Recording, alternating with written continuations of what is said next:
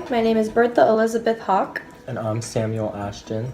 and today we're going to be debating some controversial topics involving World War II. The conspiracy theory stating that Franklin Delano Roosevelt allowed for Pearl Harbor to happen was just that in itself, a conspiracy theory, until someone shows me the supposed messages intercepted from Japan and whether they really even stated there was to be a formal attack on Hawaii. I won't believe it.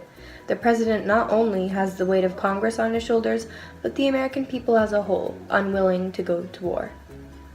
You may think that this is solely just a conspiracy theory, but I ask you to think, just for a second, why would President Roosevelt not want to go to war? Britain needed help, and they wouldn't have been able to hold off Germany without help. And once Europe was conquered, Germany would turn its attention towards us. Roosevelt couldn't risk this. But due to neutrality agreements, he couldn't just jump into war. That is, unless we were attacked.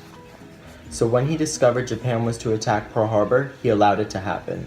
So even those once opposed to the war would now be in favor of it. You're telling me the President of the United States would put his own citizens in harm's way? No, Bertha, for the nation's greater good. Released naval records prove that from December 17th to 25th, the United States Navy intercepted 83 messages that Yamamoto sent to his carriers. Part of the November 25th message read, "The task force, keeping its movements strictly secret and maintaining close guard against submarines and aircraft, shall advance into Hawaiian waters, and upon the very opening of hostilities, shall attack the main force of the United States fleet in Hawaii and deal it a mortal blow."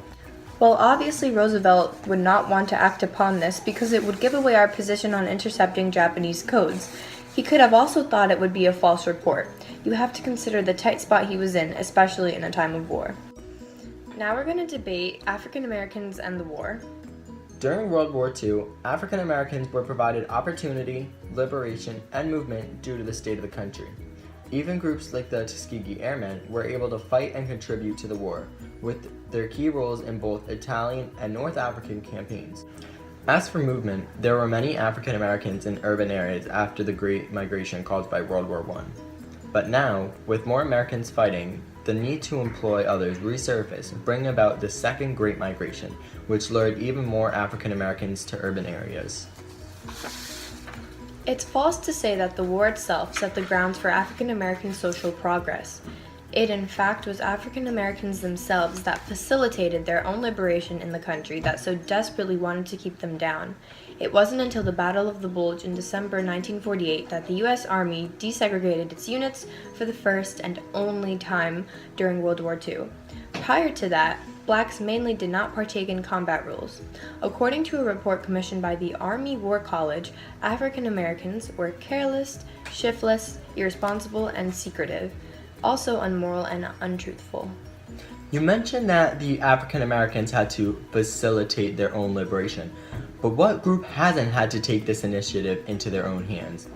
Colonists took it upon themselves to free themselves from their British oppressors, so why can't African Americans do this for themselves? This war provided the perfect opportunity for them to bring this change into motion, something they were aware of, clearly shown with their Double V campaign. If World War II didn't occur, what would it have taken for African Americans to push themselves towards liberation? You clearly missed my entire point. You are simply arguing that the war was the sole reason for African Americans to push themselves.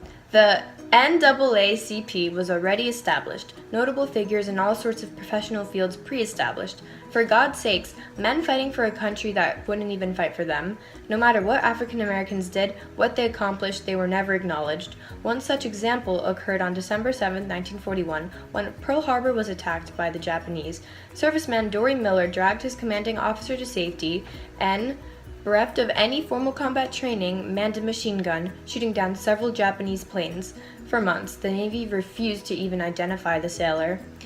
Newspapers kept him alive, though, and the Navy finally identified him as Dory Miller and awarded him a medal. Now, as for America and the Holocaust, everyone could agree that the Holocaust was a tragedy, but America did the most that it could at the time.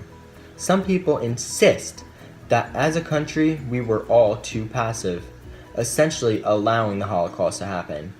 If you think about it, why would these concentration camps exist throughout Europe? Hitler. Sure, we could go in and try to liberate all the people in these death camps, but what would that accomplish with Hitler still in control of Germany? He could very easily just continue to take Jews and bring them to new concentration camps.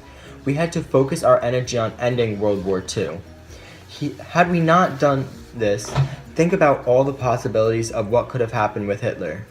We needed to take his power from him, and once we did this, we were able to work on all the damages he's caused. And on top of all this, as a country, we were unaware of the magnitude of the concentration camps. If we were, I'm sure even more would have been done. It's very arguable that America was acting quite incompetent towards the lives of innocent civilians, also known as the victims of the Holocaust. How come we only seem to intervene with international affairs when it benefits us? The State Department and FDR thought that Jewish immigrants were a threat to national security. Some may argue that it's not our job to take care of the refugees we may see from the crisis in Europe. However, those same people turn right around and tell you we had to annex or colonize another country to spread democracy. Which is it? We can't just pick and choose when we want to follow our own ideals and morals. In June 1939, the German ocean liner St. Louis and its 937 passengers, almost all Jewish, were turned away from the port of Miami, forcing the ship to return to Europe. More than a quarter then later died in the Holocaust. Now we'll be discussing the atomic bomb. Not only were millions of dollars spent budgeting towards the creation of this bomb, the spending on national defense actually reached its peak during World War II. However, we look at the side effects of the residual radiation of the bombs, which would come to impact countless lives for generations to come. Children of survivors born with deformities, atrocities American civilians would never come to understand or even experience. The civilian death toll in relation to our countries paled in comparison. To add to all of that, Japan was knowledgeable of its extremely vulnerable position and very close to surrendering that time. In fact, a huge number of its cities had already been destroyed by conventional bombing. The home islands were already blocked by the US Navy, and the USSR had already entered the war by attacking Japanese troops in Manchuria. It's not hard to see why the atomic bombs are adding insult to injury in a major way. I understand the perspective of not having the Truman administration using the atomic bomb, given the Japanese civilian casualties and the fact that the Soviet Union did agree to attack Japan. However, the path we would have taken had we not used the atomic bomb would have extended the war. Due to Bushido, the Japanese idea of not surrendering, the Japanese soldiers would fight to the very last man if need be. And when fighting wasn't going their way, kamikaze or aerial suicide was their solution. It would not be easy to take down the Japanese, and these fighting tactics would risk many American lives in the process. Therefore, the logical solution would be to use the atomic bombs created with the Manhattan Project. When Little Boy was dropped on Hiroshima, even that wasn't enough to make Japan surrender. It took Fat Man being dropped on Nagasaki to make the Japanese surrender. If it took not one, but 2 atomic bombs to cause Japan to surrender, it makes you think, how much fighting without the bombs would we have needed to get Japan to surrender? Now we're going to be discussing Japanese-American internment camps. As we previously mentioned, on December 7, 1941, Japan bombed Pearl Harbor, attacking our Navy but not destroying it. After the bombing, many Americans were fearful of another attack by the Japanese. These fears resulted in Executive Order number 9066. This placed 110,000 Japanese Americans into internment camps. Although some see this as unlawful or unconstitutional, it was done for the sake of the country and the greater good. Japanese Americans who previously fought for the country were exempt from having to go into these internment camps, as their loyalty to the country was unquestionable. However, other Japanese Americans, whether American-born or not, had questionable loyalty. Because America couldn't risk being attacked by Japan, again, the safest thing to do would be to place them in internment camps where there was no possibility of a Japanese person in America attacking the country. When we talk about internment camps, we have to remember these are U.S. citizens that are being forcibly removed from their own homes for, as some claim, the greater good of America. Well, are immigrants not the backbone of society? Japanese Americans owned a good portion of small businesses on the West Coast, and many of them were loyal to the U.S., enough to make Japanese internment camps an irrational option when it came to national security. The conditions were often awful, with no running water and cramped living spaces. It's unthinkable for circumstances such as that to happen to a minority today. Yet somehow, people say that the placement of Japanese in internment camps is perfectly justified. Almost 2/3 of the interns were Nisei, or Japanese Americans born in the United States. It made no difference that many of them had never been to Japan. Even Japanese American veterans of World War I were forced to leave their homes. This is the exciting lightning round. We go back and forth. Back and forth?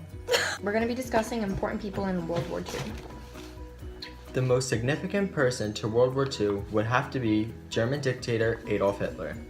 The war wouldn't have been possible without Hitler. He initiated the war after his potential enemies used policies of appeasement with the hopes of maintaining peace, but Hitler broke his promises not to expand across Europe and invaded Poland, ultimately leading to both France and Britain declaring war on Germany. In addition to this, he was the essential leader behind the Axis powers and orchestrated many of the plans to conquer the European continent.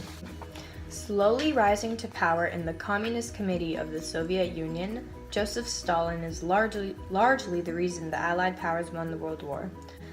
Although becoming the absolute ruler of Communist Soviet Union, he bore the blunt force of Nazi Germany. He was the one who had to hold his ground, and in demanding the assistance of Roosevelt and Churchill, the Allied powers agreed that Nazi Germany was a much greater threat than Communist Russia. As for events during World War II, the most important event is undoubtedly Pearl Harbor. On December 7, 1941, Japan bombed Pearl Harbor in order to attack America's Navy.